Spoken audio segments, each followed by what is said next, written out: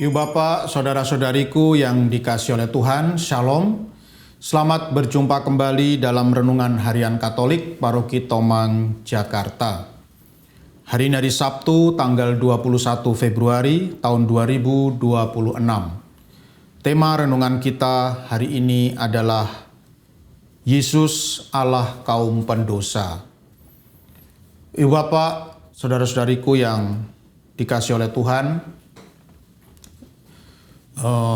saya pernah bekerja di sebuah paroki kecil, ya, di sebuah paroki yang umatnya tidak terlalu banyak.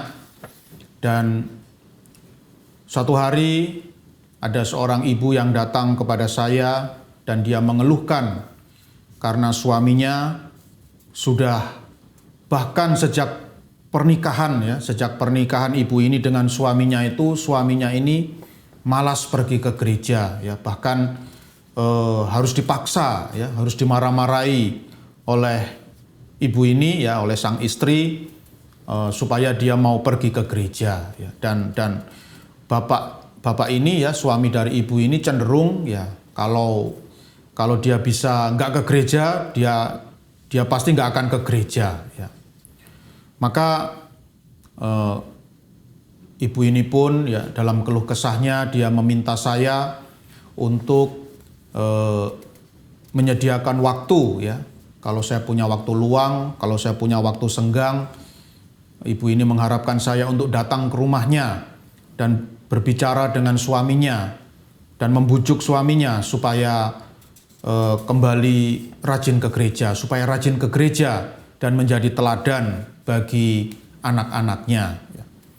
Maka saya pun, ya, ketika saya sedang ada waktu kosong, saya datang ke rumah ibu itu dan saya pun berjumpa dengan suaminya, ya, dan saya kemudian bertanya kepada suaminya, mengapa Bapak kok kata ibu malas pergi ke gereja, ya, jarang pergi ke gereja, kenapa?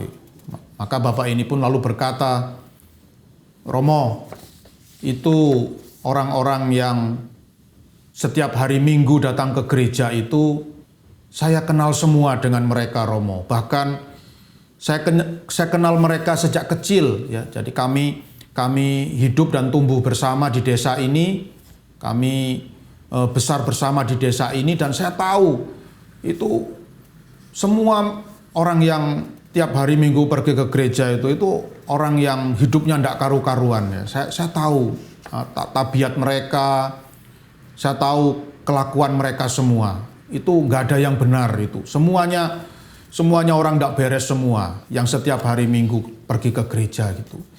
Lalu untuk apa saya hari Minggu pergi ke gereja? Untuk bertemu dengan mereka, ya, untuk berkumpul dengan mereka. Orang-orang yang saya kenal sejak saya kecil dan hidupnya tidak ada yang beres gitu. Maka saya pun berkata kepada bapak ini, ya, saya teringat, ya, saya mengatakan kepada bapak itu bahwa Santo Paus Yohanes Paulus II itu pernah mengatakan bahwa gereja itu sama dengan sekolah, ya. Gereja itu pada hakikatnya sama dengan sekolah, tempat belajar. Jadi seperti sekolah pada umumnya, ya, banyak orang datang bergabung di sekolah, ya, semua orang boleh datang untuk belajar di sebuah sekolah, ya.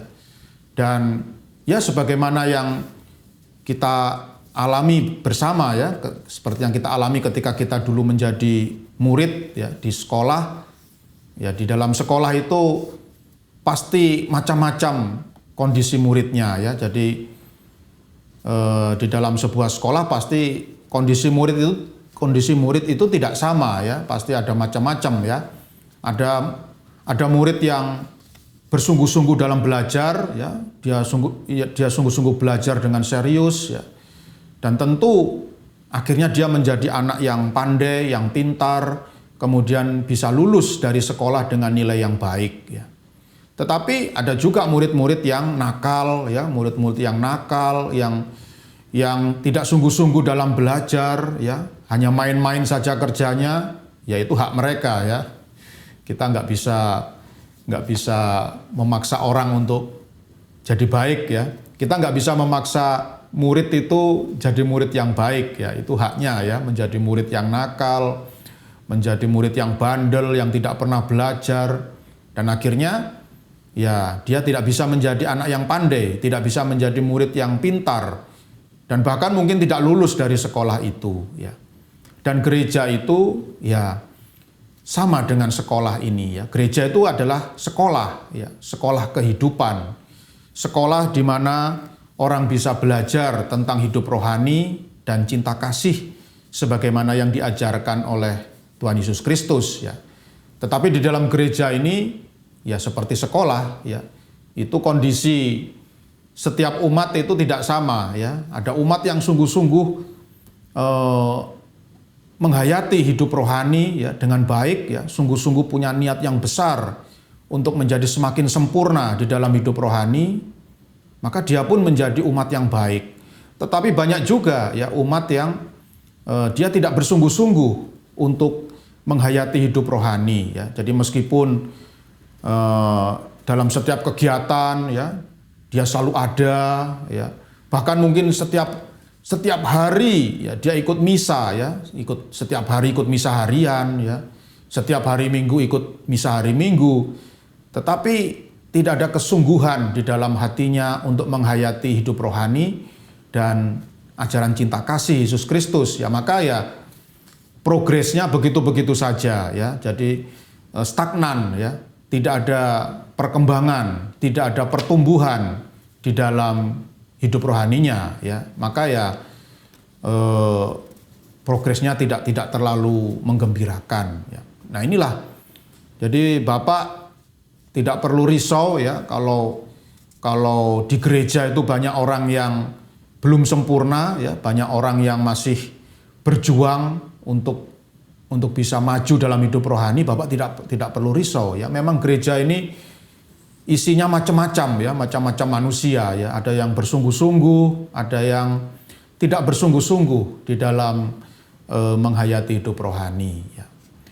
Jadi wajar kalau di gereja kita itu ya seperti yang Bapak katakan, banyak orang yang tidak beres ya, banyak orang yang masih kacau balau. Hidup rohaninya itu adalah sesuatu yang sangat wajar ya.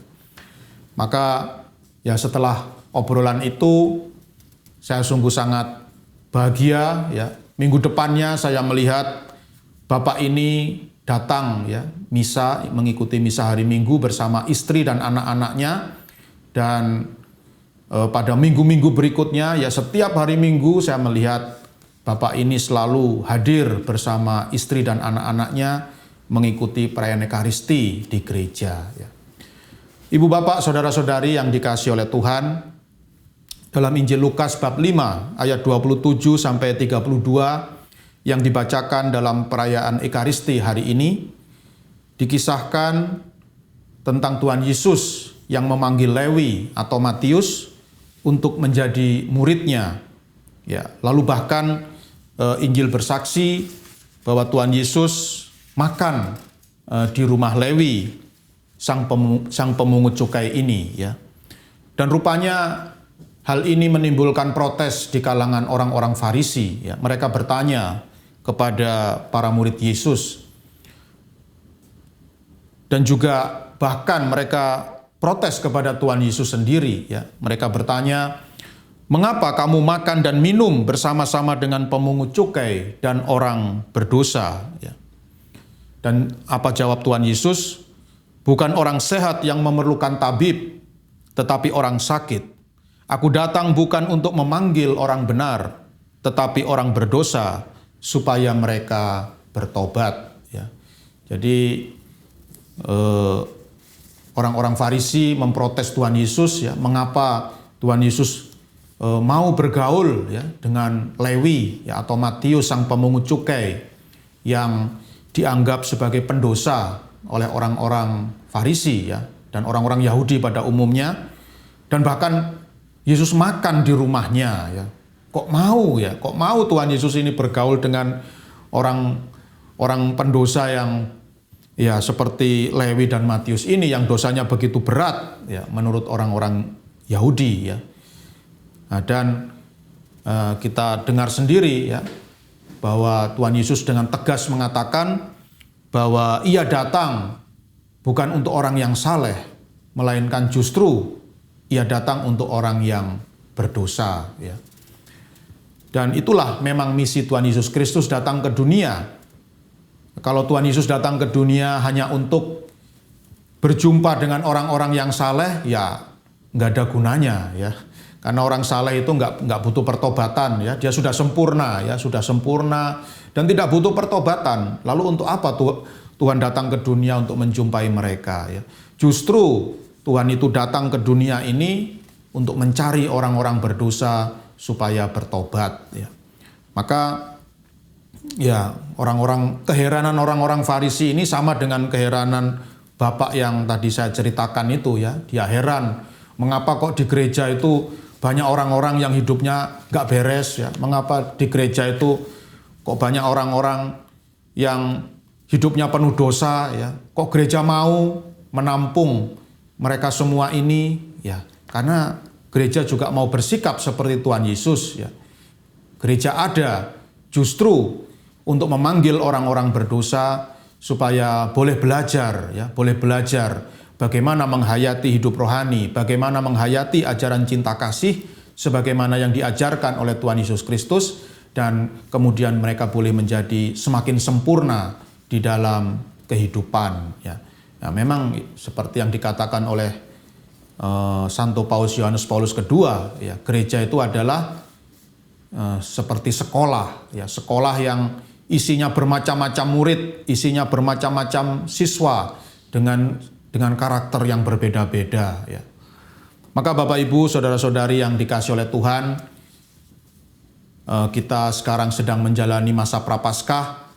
Marilah kita, daripada kita sibuk memperhatikan kehidupan orang lain ya, marilah kita di masa Prapaskah ini kita lebih fokus ya untuk melihat hidup kita sendiri ya, hidup kita masing-masing.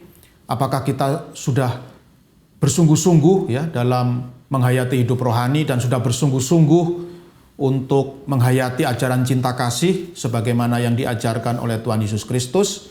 Dan semoga hasil permenungan kita di masa Prapaskah ini sungguh-sungguh membawa kita kepada kesempurnaan hidup rohani dan kita boleh menjadi murid-murid Kristus yang sejati. Tuhan memberkati.